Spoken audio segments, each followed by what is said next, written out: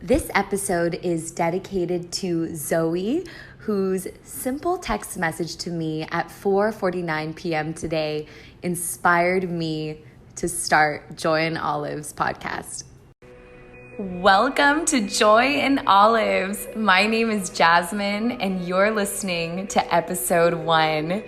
I am a storyteller, and I love sharing true stories from my life about joy and Jesus. And I'm really sorry if you thought this was a podcast about Mediterranean food.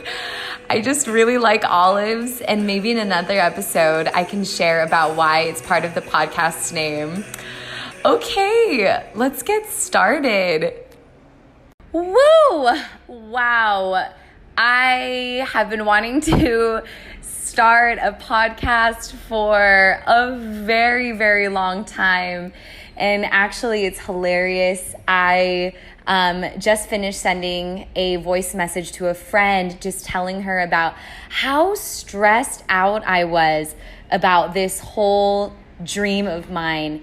And she just told me something that I've always known. And she said, Jasmine, you just need to keep it simple.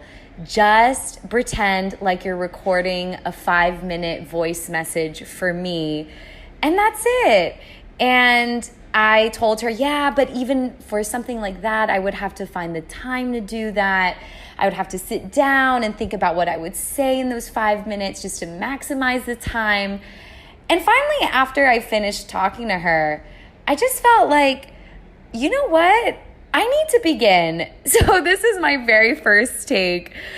I'm already a minute in, and that means I have 4 more minutes to say something that would be meaningful. But I'm not going to even give myself that pressure. I'm just enjoying talking into the phone. And I really have to thank all the people that God has used to affirm this gift of mine of talking. Believe it or not, ever since I was a kid, I have been asked multiple times by my coaches, my teachers, they're just amazed that I can talk almost anytime, anywhere. I remember my swim coach, used to just stop and look at me, and I would always be swimming, and any opportunity I got, I would be talking to people, at the very end of the swim lane. And I just love sharing stories. And my coach would say, Jasmine, how have you not run out of things to say? And, I would just laugh. And I think it was that moment that caused me to realize that, he's got a point. I never seem to run out of things to say, not because I'm a super interesting person, but because God always does incredible things in my life. And the secret to that is not being a great person. It's not even being a great Christian.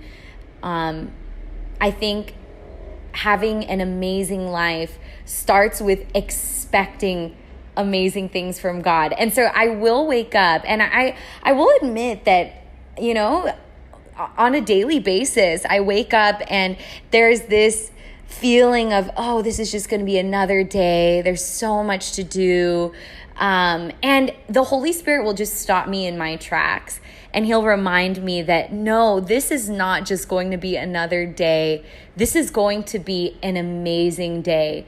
So my mom and I have this habit. Whenever we leave the house, we'll look at each other and we'll tell each other, you will have an amazing day. And I know that sounds so like positive psychology, but we really do that because we believe that our words shape the way that we will face the upcoming day, and having that heart of expectancy that, I will have an amazing day because I have an amazing God.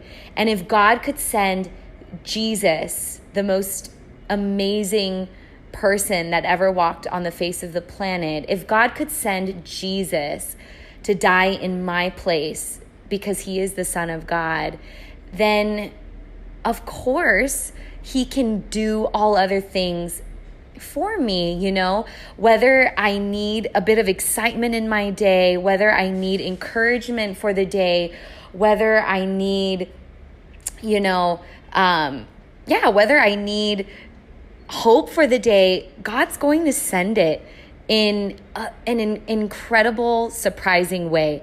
So, wow, I really didn't expect to talk about this, but I believe that in this upcoming podcast, I'm just going to get to share with you all about the amazing, incredible surprises that God puts in my path. And I really hope that encourages you to look forward to more amazing days ahead. I'd like to end with this verse. God is able to do exceedingly and abundantly above all we ask or think. Ephesians 3:20.